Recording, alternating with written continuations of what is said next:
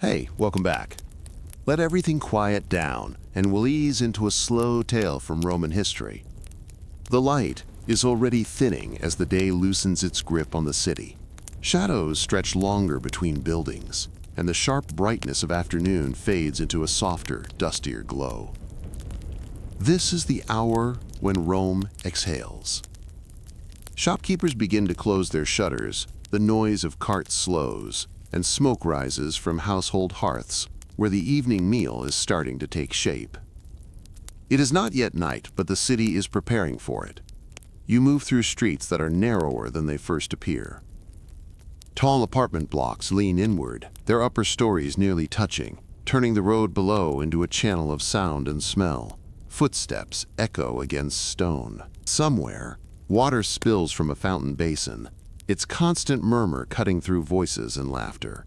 The air carries a mix of things at once: cooked grain, oil, sweat, damp stone, and the faint metallic tang of bronze and iron. This is the time many Romans choose to go to the baths. Not at sunrise, when the city is restless and impatient, and not late at night, when lamps are few and the streets belong to a different crowd. Evening bathing fits neatly between labor and leisure. It marks the end of obligation and the beginning of personal time, even if that time is spent among dozens or hundreds of others. To understand why the baths matter so much, it helps to understand what most Romans do not have at home. Private plumbing is rare. Most people live in rented apartments, stacked high and built quickly, with shared latrines and limited access to clean water. Washing properly at home is inconvenient at best and impossible at worst. The bath complex fills that gap. It is not just a place to clean the body. It is where the city takes care of itself. But the baths are more than practical. They are a social anchor. Saying you are going to the baths does not only mean you intend to wash. It means you will see people, hear news, exchange favors, and make yourself visible. It is where friendships are maintained and reputations quietly adjusted. It is where a merchant might run into a client, a veteran might share stories, and a young man might study how older citizens carry themselves. As evening approaches, the rhythm of the city subtly changes. Labor winds down, tools are put away, soldiers return from duty posts. Craftsmen leave workshops with hands still stained from their work. Slaves and freedmen carry baskets, jugs, and bundles as they move on errands for their households. Many of them are headed in the same direction. The baths sit like anchors in the urban landscape. Large complexes dominate entire blocks, their walls thick, their roofs high, their presence unmistakable. Smaller neighborhood baths are tucked into side streets, humbler but still busy. Whether large or small, they draw people in with the promise of warmth, water, and shared space. There is also something psychological at work. Roman life is public by default. Privacy is limited. Even so, the baths offer a different kind of public space, one that feels lighter. Here, the rules of hierarchy soften without fully disappearing. Senators and laborers may not bathe side by side in every city or at every hour, but the simple act of undressing narrows the distance between them. Status still shows itself, but it must do so quietly. As you walk, you pass people already talking about the baths. A group of men debate which complex has the best hot rooms. Someone complains about overcrowding the day before. Another boasts about staying longer than usual in the cold plunge. These conversations are casual, but they reveal how familiar the routine is. Bathing is not an occasional luxury. It is a habit woven into daily life. The architecture of Rome reinforces this habit. Aqueducts carry water from distant hills, delivering it in steady streams to fountains, private houses, and bathhouses alike. The presence of running water is a source of civic pride. It is proof that the city is well governed, well engineered, and prosperous. The baths, fed by this water, become monuments to Roman order and capability. Even emperors understand this. Funding a bath complex is one of the surest ways to win public approval. The baths are tangible. You can see them, feel them, and use them. Marble walls, tall columns, and spacious pools send a clear message. The state provides. Every visit reinforces that message, quietly and effectively. As dusk deepens, lamps begin to glow in doorways and along main streets. Their light flickers against plastered walls and worn paving stones. The city does not grow silent, but its noise shifts. Conversations grow slower. Laughter becomes more frequent. There is less urgency now, less sharpness in movement. This is when the baths feel most alive. Inside their walls, the temperature is carefully controlled. Furnaces are already burning beneath the floors, heating the air and stone above. Attendants move through rooms, checking basins, adjusting doors, preparing oils and tools. The baths are ready. For many Romans, this moment marks a transition. The dust of the street will soon be left behind. Muscles tightened by work will loosen. Skin coated with oil and grime will be scraped clean. The body will be warmed, cooled, and warmed again, guided through a cycle that is as familiar as it is comforting. Yet even before you step inside, the baths are already shaping the evening. They determine when people eat, how long they stay out, and whom they expect to see. Invitations are phrased around them. Plans are made with them in mind. To skip the baths entirely is unusual and often remarked upon. There is also an unspoken understanding that the baths are a kind of equalizer. Everyone arrives carrying the marks of their day. A laborer's shoulders ache. A clerk's back is stiff from standing. A soldier's joints are sore from armor and drills. Inside, these differences matter less. Heat, water, and time work on all bodies in much the same way. As you continue toward the complex, you notice how many paths converge. Narrow streets feed into wider ones. Foot traffic thickens. Voices overlap. The baths draw people the way a fire draws those seeking warmth. Even from outside, you can sense their pull. This is not an escape from the city. It is the city, concentrated and softened. The same social rules apply, but they are negotiated differently. The same hierarchies exist, but they are expressed through subtle cues rather than overt displays. The baths are where Roman society relaxes without fully letting go. By the time you reach the outer walls, night is close. The sky darkens to a deep blue, and the first stars begin to show between drifting clouds. Lamps burn brighter now, their reflections shimmering on damp stone. The sounds from inside the complex spill outward, splashing water, low voices, bursts of laughter. Standing here, on the edge of the bath complex, you are about to step into one of the most important spaces in Roman daily life. Not because it is sacred or rare or reserved for special occasions, but because it is ordinary in the deepest sense. It is where the routines of the city come together, night after night. This evening will follow a pattern that millions have followed before. Yet no two nights are exactly the same. The people change, the conversations shift, the mood of the city drifts with the season and the times. What remains constant is the role the baths play as a bridge between work and rest, between the public street and the private home. As the entrance draws closer, the air grows warmer, carrying hints of steam and oil. The city behind you fades slightly, replaced by a different rhythm, one shaped by water, heat, and human presence. The night in the Roman baths is about to begin. The bath complex announces itself before you ever step inside. Even from a distance, its scale separates it from the surrounding buildings.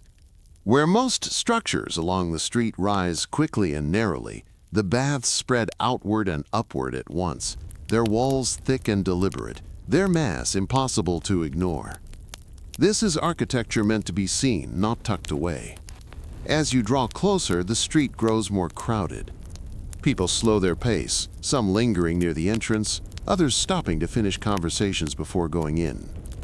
Vendors take advantage of the traffic. One sells small cups of wine diluted with water. Another offers bread, olives, or something fried and still warm, its smell briefly overpowering everything else in the air. The exterior walls are plain in places, decorative in others. Marble plaques catch the fading light. Inscriptions praise the benefactor who paid for the baths, naming an emperor, a governor, or a wealthy patron eager to leave a public mark. Even those who cannot read recognize the message. This building exists because power chose to spend money on the people. The entrance itself is wide, designed to absorb a steady flow of bodies without choking the street. Stone steps are worn smooth from years of use, their edges rounded by countless feet. The sound changes here. The city noise behind you dulls slightly, replaced by a layered echo that leaks out from within the complex. Just inside the threshold, the air feels different, warmer, heavier. It carries the faint scent of oil and damp stone, even before you reach the bathing rooms. This first interior space is not yet intimate, but it signals that you have crossed into a controlled environment, one shaped by human design rather than weather and chance. Attendants stand near the entry points, watching the flow of visitors. Some collect a small fee, often little more than a token amount, affordable to most free citizens. Children and slaves are sometimes admitted at reduced cost, depending on the bath and the city. The act of paying is quick and unceremonious. No one lingers over it. Around you, the crowd reflects the full range of urban life. A retired soldier moves stiffly, favoring one knee. A young apprentice follows his master, trying to appear relaxed while clearly taking mental notes. Two friends argue lightly about whether the hot rooms will be too crowded tonight. Their tone suggests this is a familiar debate, replayed often. The building's layout is not immediately obvious, and that is intentional. The baths are designed to unfold gradually. From the entrance, corridors branch off, drawing people inward. The walls rise high, and the ceiling opens into vaulted spaces that trap and redirect sound. Voices blend together, forming a low, constant hum. Light enters from above. High windows and openings near the roof allow daylight to filter in, even as evening deepens outside. The light is softened as it passes through steam and dust, giving everything a muted, slightly blurred quality. Lamps supplement it, their flames steady but not harsh. The sheer scale of the interior reminds you that this is not a private establishment. This is a public investment. The baths are large because they are meant to hold many bodies at once. Crowding is expected. Movement is communal. Personal space is negotiated moment by moment. As you move deeper, the temperature rises gradually. The change is subtle enough that you barely notice it at first. Stone beneath your feet holds warmth from the hypocaust below. Walls feel faintly alive to the touch, radiating stored heat. The sounds grow more specific. You hear water sloshing in basins, sandals scraping against stone, the hollow echo of footsteps in adjoining rooms. Somewhere deeper inside, laughter breaks out, sharp and brief, then dissolves back into the general murmur. The baths attract people for many reasons, and the entrance area makes that clear. Some arrive alone, clearly intent on moving through the routine quickly. Others arrive in groups, already talking loudly, treating the baths as an extension of the street. A few pause, scanning the space, looking for familiar faces before committing to a path. Despite the openness, there is an unspoken order here. People know where they are going, even if they do not consciously think about it. The baths have been laid out to guide the body forward, from cooler spaces to warmer ones, from movement to rest. You feel this pull even now before you have reached the changing rooms. The walls around you are decorated sparingly compared to the inner halls. Simple geometric patterns, painted plaster, occasional reliefs. The more elaborate decoration is reserved for spaces deeper inside, where people linger longer. The entrance is functional first, impressive second. Above, the ceiling curves overhead, its height creating a sense of openness that contrasts with the narrow streets outside. This vertical space is not wasted. It allows heat and steam to rise, keeping the lower air breathable. It also reminds visitors, consciously or not, of the resources required to build such a place. This is where the political nature of the baths becomes most visible. Every stone, every arch, every carefully balanced vault exists because someone commanded labor, materials, and money on a massive scale. the baths are not neutral. They are statements of control and generosity wrapped together. And yet, for the people moving through them, these larger meanings fade quickly. Practical concerns take over. Where to put one's belongings, which rooms to visit first, whether a friend has already arrived. The building's grandeur becomes background noise, absorbed through familiarity. You pass another threshold, and the flow of people subtly reorganizes. Some peel off towards side corridors, others continue straight ahead. The air grows warmer again, and the scent of oil becomes more pronounced. You are approaching the spaces where the routines of bathing truly begin. Behind you, the street feels farther away now. The outside world has not disappeared, but it has been pushed to the edges of attention. Inside these walls, the evening will follow a different pace, governed by heat, water, and shared presence. The baths have accepted you into their interior rhythm. From here on, the experience is less about arrival and more about participation. The night continues inward. The first space that truly slows you down is the changing room. After the broad corridors and echoing entry halls, this room feels more grounded, more human in scale. Stone benches line the walls, their surfaces polished smooth by years of use. Above them, shallow niches in wooden pegs wait to hold clothing and personal items.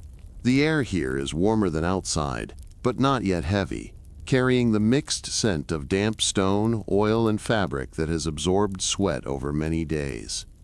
People arrive in a steady flow, some already talking, others quiet and focused on the small rituals of undressing. Tunics are loosened and pulled over heads. Belts are unfastened. Sandals are slipped off and placed carefully beneath benches or tucked against the wall. For a moment, everyone seems occupied with their own body and belongings, creating a rare pause in the evening's social noise. This is the apoditarium, the place where the street is finally left behind. What you wear here matters, but not in the same way it does outside. Clothing signals status on the street, but once it is removed, that signal weakens. Differences remain, visible in jewelry, grooming, and confidence, yet the act of undressing itself quietly levels the room. Some visitors move quickly, practiced and efficient. They have done this countless times and see no reason to linger. Others are more careful, folding garments neatly, checking clasps, making sure nothing is forgotten. A man with a well-worn tunic hesitates before placing it in an empty niche, glancing around to see who is watching. Theft is an open concern here, discussed often enough that everyone understands the risk. There are attendants assigned to watch the changing room in many bath complexes, though their reliability varies. Some are diligent, standing alert and keeping a mental record of who arrived with what. Others are distracted, underpaid, or simply overwhelmed by the number of people passing through. Visitors adjust accordingly. Those with valuable items may carry them deeper into the baths, handing them to a trusted slave or keeping them close at hand. Conversations in this room are practical and low-key. Someone asks if there is room in the hot baths yet. Another complains about a missing sandal from the day before. A group of friends laughs as one of them struggles briefly with a stubborn clasp.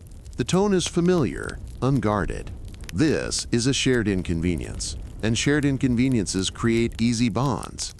The body itself becomes a subject of attention here. Muscles sore from labor are stretched gently. Old injuries are rubbed absently. A man examines a bruise on his forearm, turning it toward the light. Another runs a hand through his hair, checking its length and texture. Grooming is not vanity in this context. It is preparation. Hair matters in the baths. Body hair, especially, is often removed or kept short. Smooth skin is associated with cleanliness and care, even though the baths themselves rely on oil and scraping rather than soap. Some visitors arrive already groomed. Others plan to take care of it here, with the help of attendants who specialize in trimming and depilation. Oils in small containers begin to appear. Someone sets a ceramic flask on the bench, its stopper worn from use. Another uncorks a vial briefly, checking its scent before sealing it again. The quality of these oils varies widely. Simple olive oil is common and affordable. Perfumed oils infused with herbs or imported fragrances mark wealth more clearly than clothing ever could. The room fills and empties in waves. As one group finishes changing and moves on, another arrives to take their place. The sound never fully settles. Footsteps, voices, and the soft scrape of fabric against stone overlap constantly. Yet there is an underlying order to it all. People know when to move, when to wait, and when to make space. Despite the public nature of the room, there are moments of quiet awareness. You become conscious of your own body in relation to others, the warmth on your skin, the coolness of stone beneath your feet, the faint tension that comes from being seen without the usual markers of role and profession. For some, this exposure is uncomfortable. Young men new to the routine often glance around nervously, unsure where to look or how quickly to move. Older bathers notice this and rarely comment directly. Instead, they model the expected behavior through calm, unhurried motions. This is how norms are passed on, without instruction. Women's bathing follows a different pattern, depending on the city and the time of day. In some places, women have separate facilities or designated hours. In others, the arrangement is more flexible, but still structured. The changing room reflects these divisions, even when they are not immediately visible. The apoditarium is also where social hierarchies quietly reassert themselves. A man accompanied by several slaves moves differently, handing items off without comment.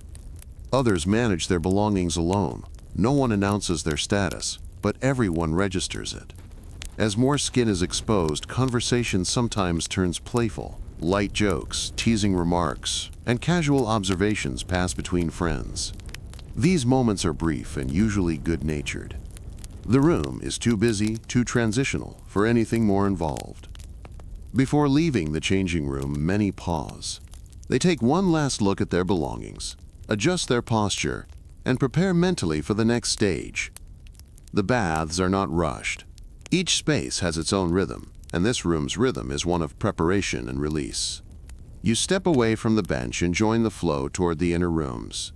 Behind you, the changing room continues its steady cycle of arrival and departure. Ahead, the air grows warmer, and the sounds change again. The threshold you cross now is not marked by ceremony, but by sensation. With clothing set aside and the outside world reduced to memory, the body is ready to move deeper into the baths. The night progresses, one room at a time. Beyond the changing room, the space opens again, and movement returns to the body. The narrow focus of undressing gives way to something looser and more expansive. This is where the baths shift from preparation to activity, from stillness to motion. Before heat and water fully take over, many Romans choose to warm themselves through exercise, easing the body into what comes next. The transition feels natural, almost expected, as if the body must be reminded that it is still capable of effort before it is allowed to rest.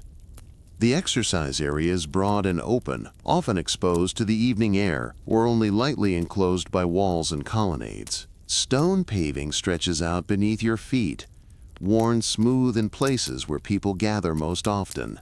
In some spots, faint discolorations mark where countless bodies have stood, paced, and turned. The temperature here sits between street and bath, cooler than the rooms ahead, but already gentler than the outside night, creating a space that feels balanced rather than extreme. Groups form quickly and dissolve just as easily. A few men toss a leather ball back and forth, their movements practiced but relaxed, calling out casually as they play. Others shadow box lightly, throwing slow punches into the air, more about loosening joints than displaying strength. Some simply walk in wide circles, arms swinging, shoulders rolling, letting stiffness ease away a little at a time. There is no single rhythm, only overlapping patterns of motion. This is not training for war or competition. No one is keeping score, and no one is being judged. It is preparation. The goal is sweat, warmth, and readiness. Bodies that have been bent over benches or burdened with tools all day begin to straighten. Spines lengthen.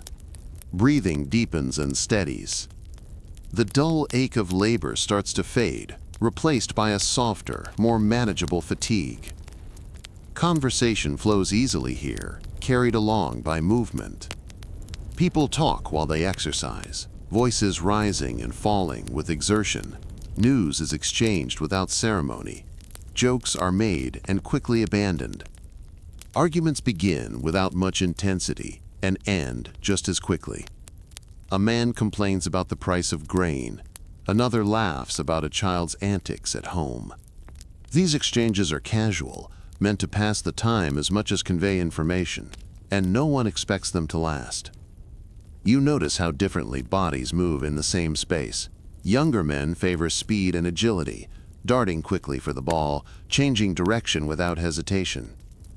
Older bathers choose slower, more deliberate motions, careful with knees and backs that have learned their limits over time. No one comments on this contrast. The baths accommodate all stages of life without announcement or instruction. Along the edges of the space, spectators gather. Some watch while resting, hands on hips, breathing steadily as they recover. Others wait their turn to join in, shifting their weight from foot to foot. A few simply observe, enjoying the energy without participating at all. Presence alone counts as participation here. Being part of the scene matters as much as what you do within it. Occasionally, a burst of laughter ripples through the group when someone missteps, stumbles, or fumbles the ball.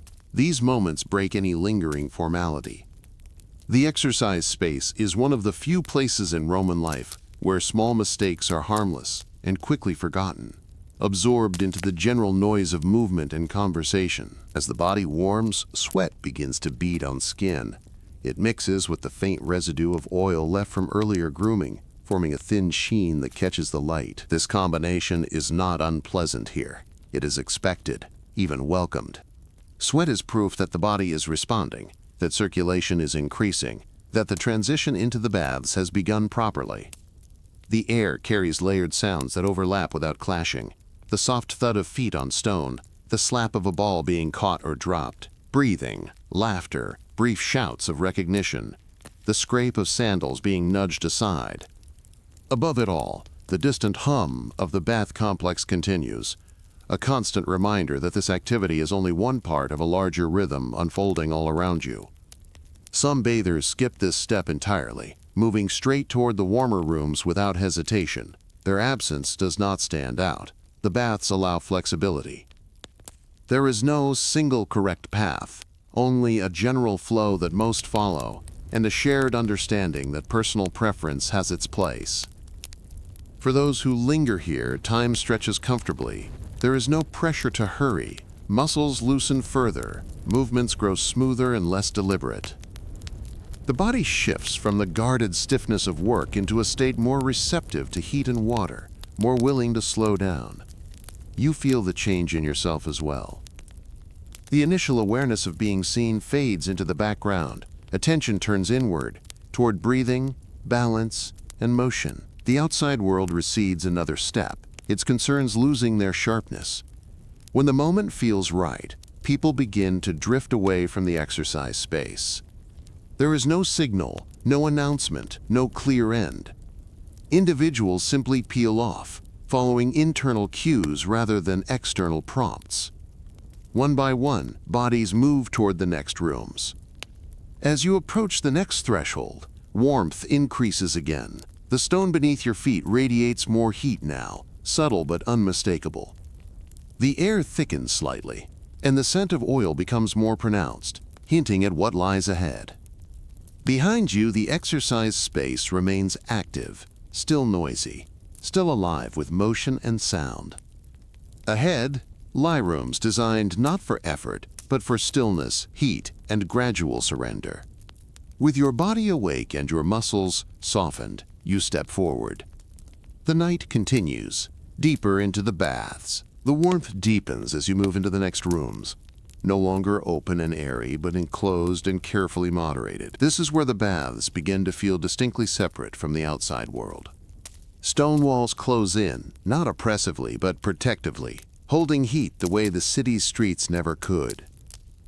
The air settles around the body, wrapping it rather than brushing past it, creating a sense of enclosure that feels intentional and controlled. This room is warm without being overwhelming. The heat is deliberate, measured, designed to relax rather than challenge.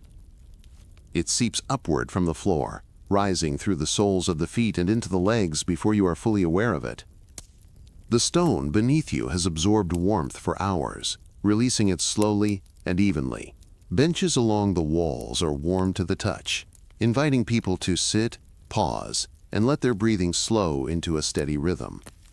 This is a space of transition in every sense. Muscles that were loosened through movement now begin to soften completely. The body releases the last traces of tension left over from the day's work, tension that exercise alone could not dissolve. Shoulders drop almost without permission. Jaws unclench. Hands once held tight relax against warm stone. Movements grow smaller, more economical, as if the body has decided there is no longer any need to hurry. The air carries a stronger scent of oil here, more noticeable now that movement has slowed. Small flasks appear again, passed between hands or set carefully on the stone beside their owners. Some people apply oil themselves, rubbing it into arms, shoulders, and legs with slow, practiced motions that have been repeated hundreds of times before.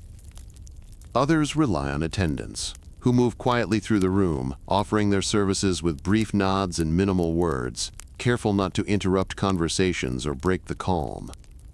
Oil serves many purposes in this space, and everyone understands its role without explanation.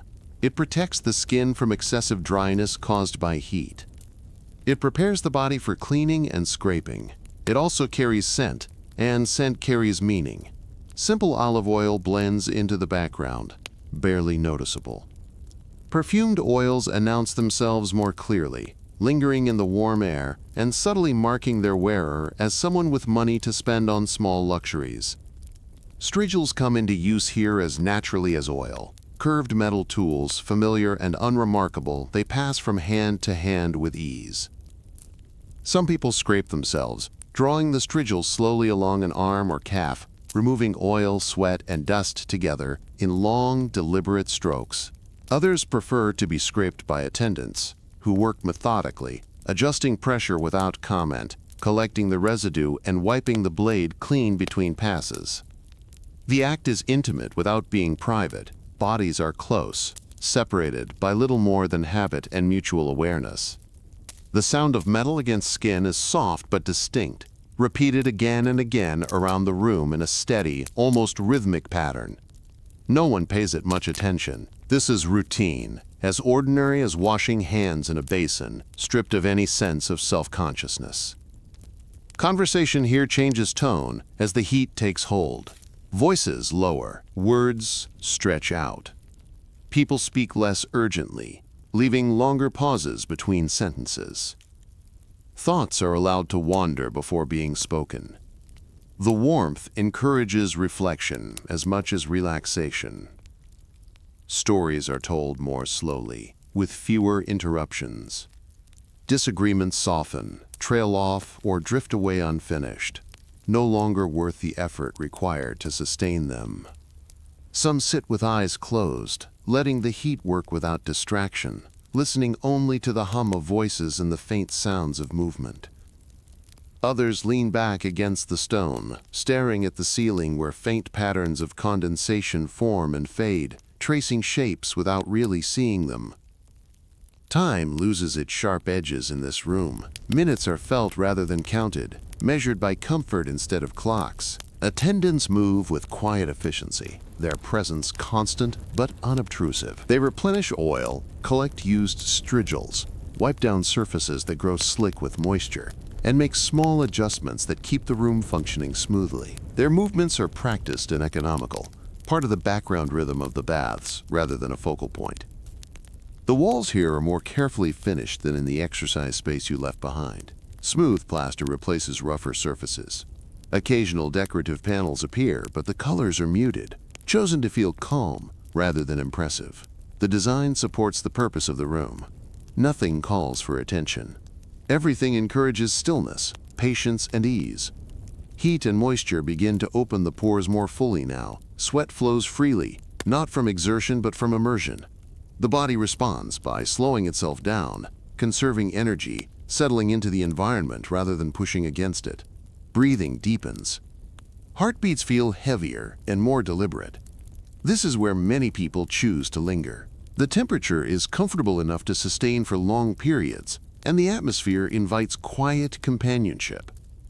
Friends sit side by side without speaking, their presence enough.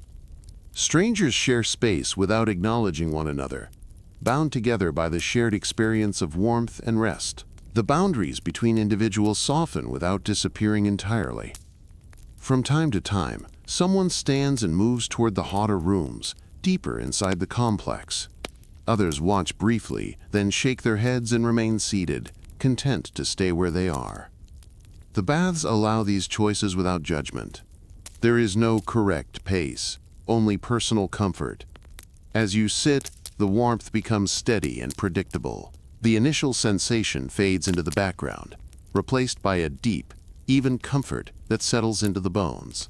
The body feels heavier now, grounded by heat and stone, less inclined to sudden movement. Eventually, a subtle restlessness returns, not discomfort, but readiness. The body has adjusted fully to this space.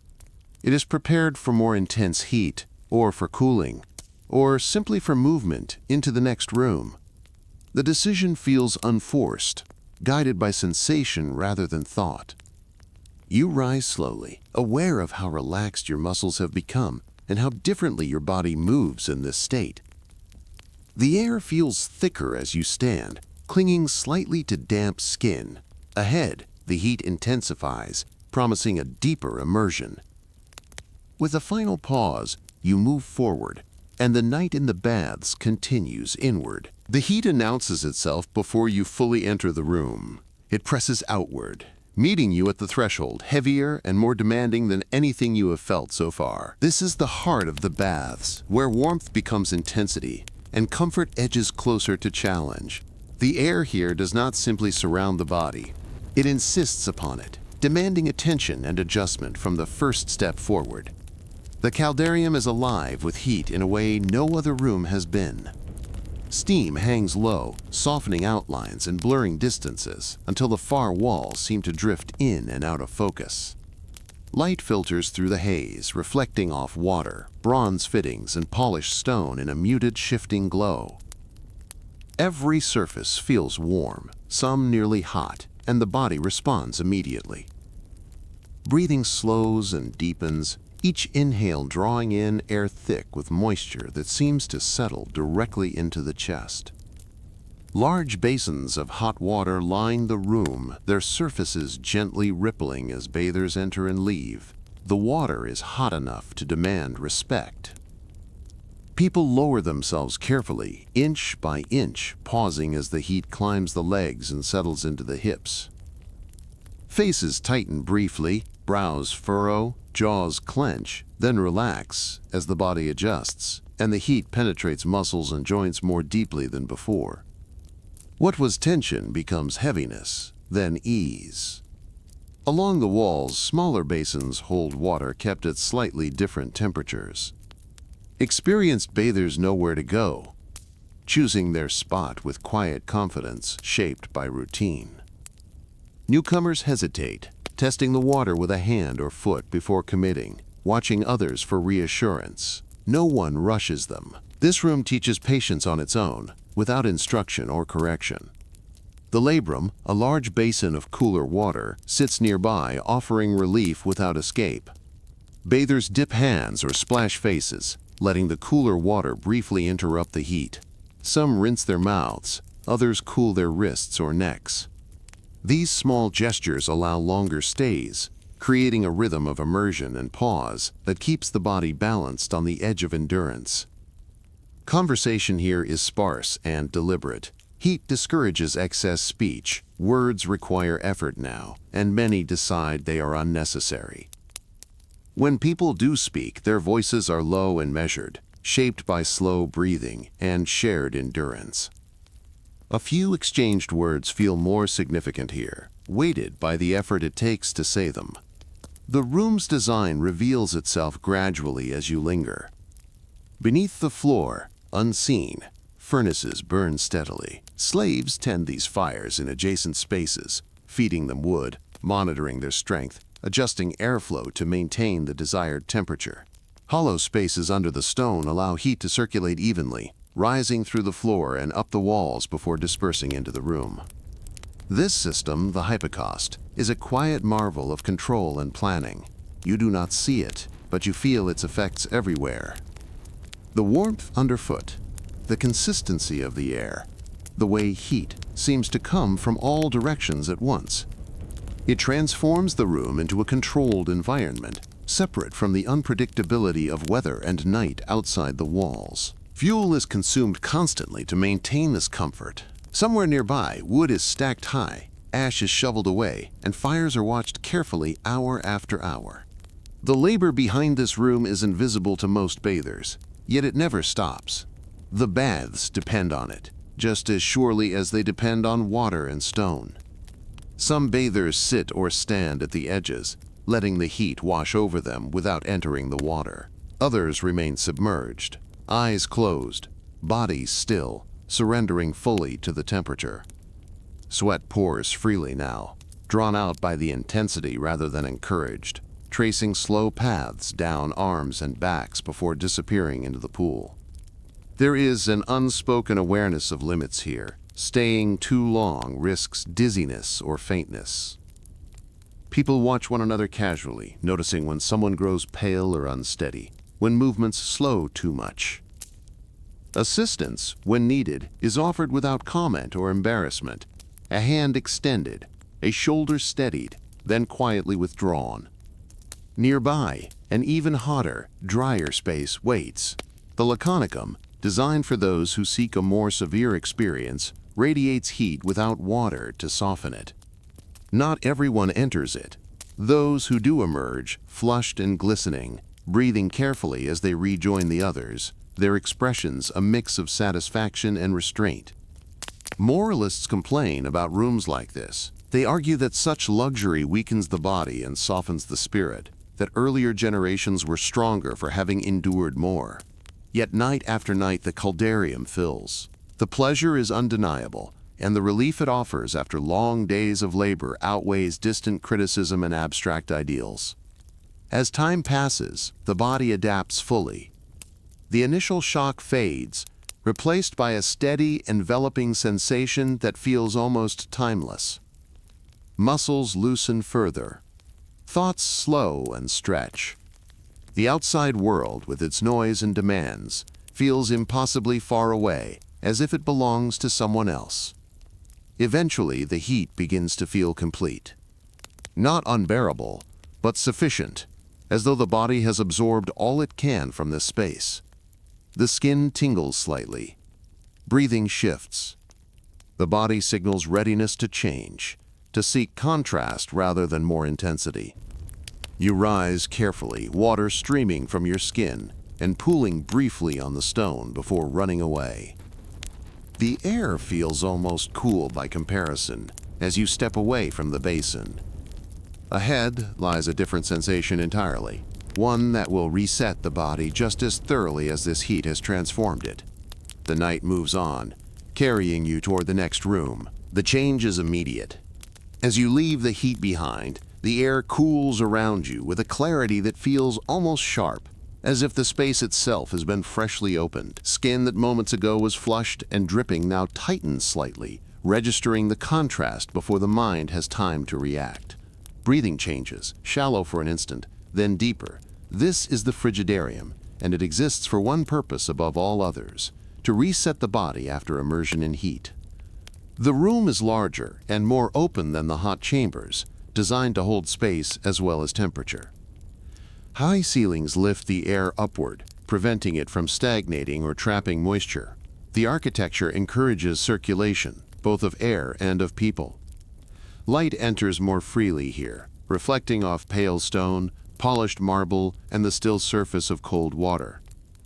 The atmosphere feels cleaner, crisper, stripped of the heavy moisture that defined the caldarium, and replaced with something lighter and more alert. At the center of the room lies the cold pool. Its surface is calm, almost glassy, broken only by the slow, deliberate movements of those already immersed. The water is clear and deceptively inviting, its chill impossible to judge by sight alone. People approach it carefully, pausing at the edge, toes curling slightly against the stone as they test the temperature in small, cautious gestures. Some step in without hesitation, lowering themselves quickly as if speed will blunt the shock. They brace, inhale sharply, and sink down in one smooth motion. Others descend slowly, inch by inch, gripping the pool's edge as the cold climbs the legs and tightens the breath. Both methods end the same way, with a sharp intake of air and a brief stillness, as the body recalibrates and finds its balance again. The cold is not painful, but it is demanding. It pulls heat inward, away from the skin, forcing blood to move and breathing to steady. Muscles that were loose moments ago contract, firming briefly before settling into a new balance. The sensation is bracing and unmistakable, a clean interruption that clears lingering heaviness from the heat. For many, it is deeply satisfying. Voices return here. Where the hot rooms discourage speech, the frigidarium invites it back. Laughter echoes off the stone walls as people react to the cold with surprise or bravado. Short exclamations break the calm, followed by grins and quick remarks exchanged between friends. The room feels lighter and more animated, as if the cold has sharpened everyone's awareness and quickened their thoughts. Some bathers do not enter the pool at all. They stand at its edge, splashing water over arms, shoulders, and faces, letting the cold bite briefly before retreating. Others pour cold water from basins over their heads, gasping as it runs down their backs and pools at their feet. These partial immersions offer many of the same benefits, delivering contrast without the full shock of submersion. The frigidarium is as much a social space as it is a physical one. People linger here longer than the temperature might suggest, talking, watching, and resting between dips. The openness of the room encourages movement and interaction. Unlike the enclosed heat of earlier rooms, this space feels outward-facing and communal, a place to re-engage after inward focus. The stone floors are cool beneath your feet, grounding after the warmth of the caldarium. Droplets of water track across the surface, catching the light before evaporating slowly or being spread thin by passing feet. Towels and cloths are used more actively here, pressed against skin, wrung out, shaken free of water, and draped over shoulders or benches. Health beliefs shape how people use this room. Many are convinced that cold water closes pores, strengthens the body, and improves circulation. These ideas are shared casually, reinforced by habit and observation.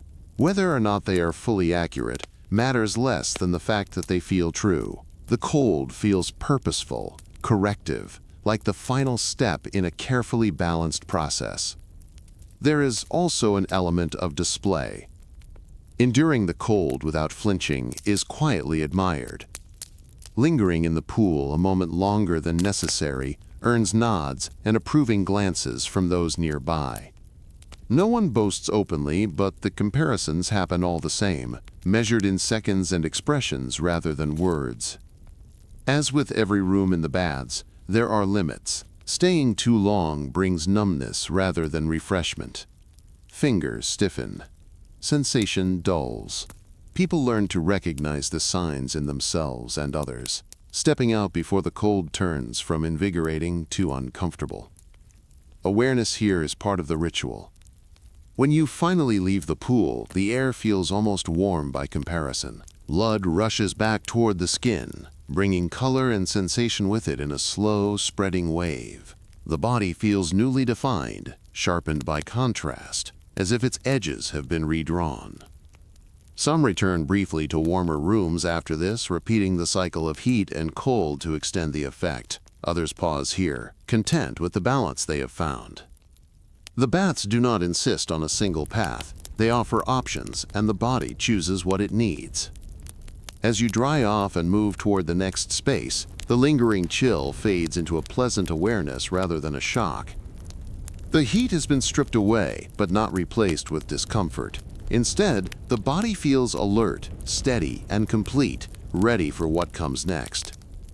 The night continues, carried forward by contrast as much as comfort, each room reshaping the experience that came before it and preparing the body for the spaces still ahead. Beyond the cold rooms, the baths open outward again, both in space and in feeling. The sudden intensity of contrast fades, replaced by something broader and more social. This is where the baths feel less like a sequence of treatments and more like a shared living space, a place where people linger not for sensation alone, but for company. Open air or partially roofed, this area breathes differently from the rooms before it. The night sky may be visible above, broken by beams and columns, or the ceiling may rise high enough to give the same impression of openness. Lamps glow softly, their reflections trembling across water and polished stone. The air here is cooler, but not cold, touched by night rather than dominated by it. The large pool stretches out before you, wider and calmer than those in the inner rooms. Its surface reflects points of lamplight and the dark shapes of surrounding architecture. People move through it slowly, unhurried, talking as they go. This is not a place for shock or endurance. It is a place for drifting, floating, and ease. Some swim short, lazy lengths, more for the pleasure of movement than any goal. Others stand in small groups, water at their chests, arms resting along the pool's edge as they talk. Conversations here are longer, less fragmented. Stories unfold fully. Laughter comes easily and carries across the water. Around the pool, stone benches and low walls provide places to sit and rest. Towels are draped casually. Oil flasks are set aside, forgotten for the moment. People dry off slowly, stretching out limbs, enjoying the simple comfort of being neither too hot nor too cold. This space acts as the social heart of the baths. You see acquaintances recognize one another from across the pool, lifting a hand in greeting. Small groups merge and separate. Someone introduces a friend. Another person listens more than they speak, content to be part of the scene. Food and drink circulate here more openly than in the inner rooms. Vendors pass through with trays, offering bread, fruit, or small cups of wine. The smells mingle gently with the scent of water and stone. Eating is casual, done in pauses between conversation rather than as a focused activity. The presence of art becomes more noticeable. Statues stand along the edges of the space, their forms softened by lamplight and shadow. Mosaics line the floors and walls, their patterns revealed only partially in the low light. These decorations are not meant to command attention, but to reward it. Some bath complexes include gardens nearby, and the sound of water from fountains drifts in from these spaces. Plants catch the light differently than stone, their leaves moving faintly in the night air.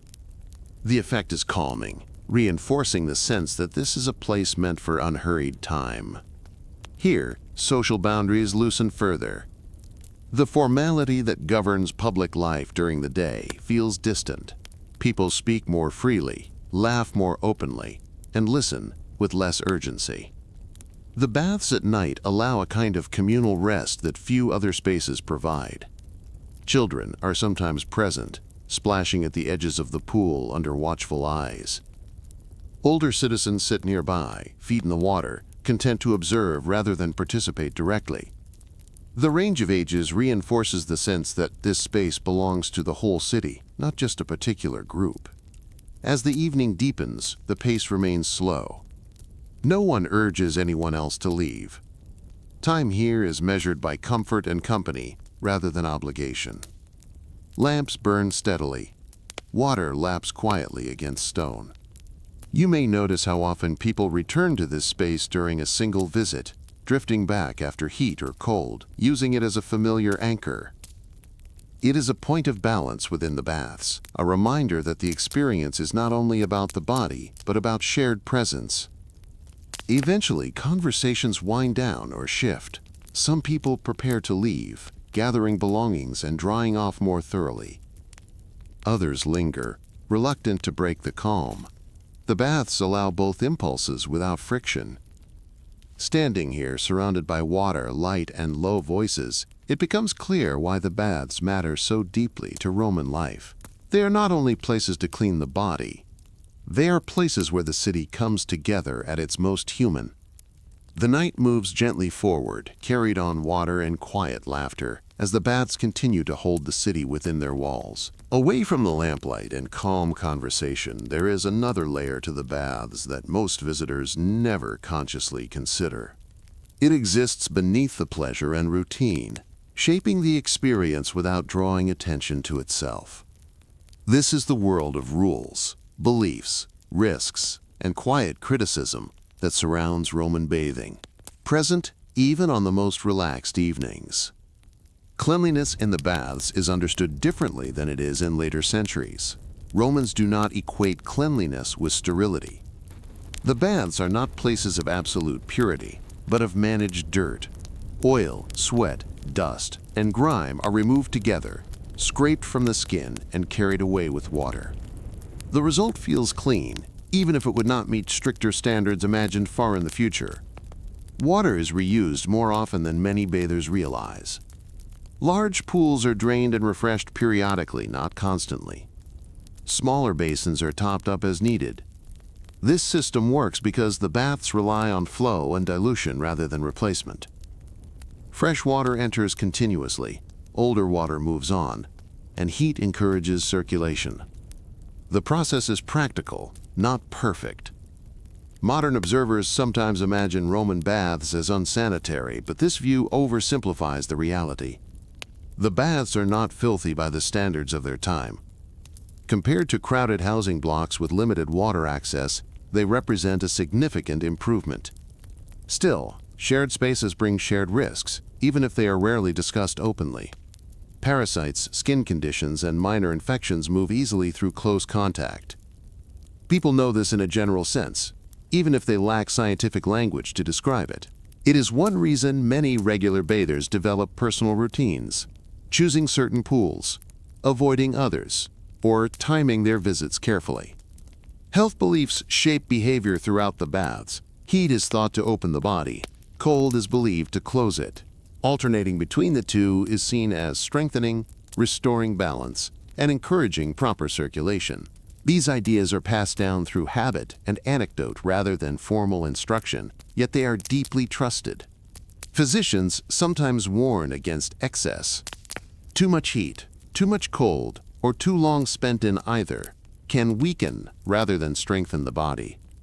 Such advice circulates quietly, mentioned in conversation, but rarely followed strictly.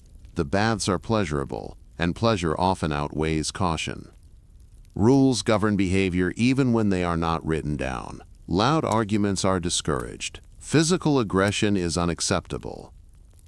Certain acts are tolerated at some times and condemned at others. Attendants enforce order when needed, stepping in with practiced authority. The baths must remain functional above all else. Gender arrangements vary by city and period. In some places, women and men bathe separately, either in different facilities or at different hours. In others, separation is looser, though still shaped by custom. These arrangements influence how the baths are experienced, even when they are not immediately visible. Children are welcome in many baths, but their presence is regulated. They are watched closely, guided away from the hottest rooms, and kept from interfering with others. Their inclusion reinforces the baths as civic spaces rather than exclusive retreats. Social boundaries are both softened and reinforced here. The shared experience of bathing narrows distances, but it does not erase them. Wealth shows in oil quality, personal attendance, and leisure time.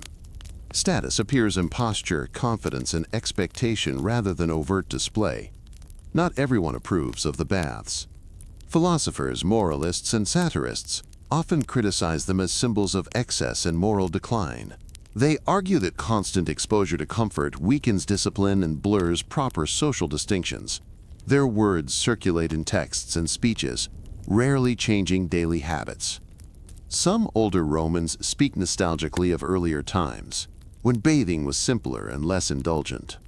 Whether these memories are accurate matters less than what they represent. Anxiety about change, luxury, and shifting values. Despite criticism, the baths endure because they meet real needs. They provide hygiene, relief from labor, and a space for social connection. Removing them would leave a gap that no private solution could fill for most of the population. There are also moments of tension that rarely surface. Theft, disputes over space, and unwanted attention occur, though they are often handled quietly or ignored. The baths rely on shared tolerance, as much as formal oversight. Even so, most evenings pass without incident. The routines are well established, expectations are clear. The baths function because everyone understands their role within them. As you move through the complex, these unseen structures continue to guide behavior. They shape where people linger, how long they stay, and when they decide it is time to leave. The baths may appear effortless from the outside, but their smooth operation depends on constant negotiation between pleasure and restraint, openness and control. This balance, maintained night after night, is part of what makes the Roman baths more than buildings. They are systems, sustained by habit, belief, and quiet agreement. The night continues, carrying these unspoken rules along with the warmth and water, as the visit draws closer to its end. The evening begins to loosen its hold as people slowly turn toward leaving. There is no announcement, no closing bell. The baths empty the same way they filled, gradually and by choice. One person stands and stretches. Another gathers a towel and shakes it dry. Conversations taper off, not because they are finished, but because they have run their course. You move back toward the changing rooms, your body carrying the layered memory of heat and cold. Muscles feel heavy but loose, as if they have been carefully reset rather than exhausted. The stone beneath your feet feels familiar now, its temperature no longer surprising, only steady. The apoditarium is quieter than before, fewer voices overlap. The earlier rush has passed, leaving behind a calmer rhythm. People reclaim their belongings with unhurried movements, dressing slowly, lingering in the comfort that follows bathing. Tunics are pulled back over shoulders, belts are tied. Sandals are slipped on and tested against the floor. There is a subtle pleasure in this moment of return. Clean skin meets fabric again. Oil and water have done their work, leaving the body relaxed and lightly scented. Hair is adjusted, dampness smoothed away with cloths or fingers. Small mirrors appear briefly, then disappear back into bags or niches. Conversations resume in short exchanges. Someone mentions heading home for dinner. Another plans to stop at a tavern. A pair of friends agrees to meet again the next evening. These plans are casual, spoken without urgency, shaped by habit more than intention. As you step back through the inner corridors, the air cools slightly with each threshold crossed. The deeper heat remains behind, sealed into stone and steam. Lamps guide the way, their light steady and warm against the walls. At the entrance, attendants watch the last of the evening crowd pass. Their work is nearly done, though the baths themselves will never fully rest. Fires will continue to burn. Water will continue to flow. Preparation for the next day begins as soon as this one ends. Outside, the night has settled. The street is darker now, quieter but not silent. Lamps glow in doorways. Voices drift from open windows. The air feels sharper against freshly warmed skin, carrying the smells of cooking food and cooling stone. The contrast is immediate and pleasant. The body notices the difference, registering the chill without resisting it. Heat lingers beneath the surface, radiating outward as you move. Each step feels grounded, measured, unhurried. For many Romans, this walk home is as important as the bath itself. It is a time to think, to listen, or simply to enjoy the afterglow of physical comfort. The day's labor feels distant now, softened by water and warmth. Homes await, most of them small and crowded but familiar. Meals will be simple, wine will be poured.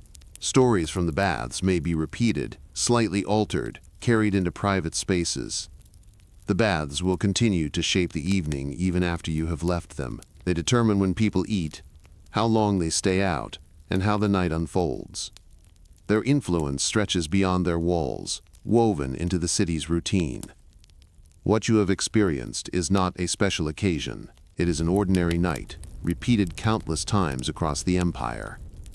Yet within that ordinariness lies something essential. The baths are where Roman life slows down just enough to be felt. They bring together bodies worn by work, minds crowded with concerns, and lives moving at different speeds. For a few hours, all of that is eased, regulated, and shared. As you disappear into the streets, the baths remain behind, warm and lit, holding the memory of voices, movement, and water. Tomorrow, they will do it all again. If you found this journey through Roman life calming or insightful, consider liking the video and subscribing for more nightly history. Until next time, rest well.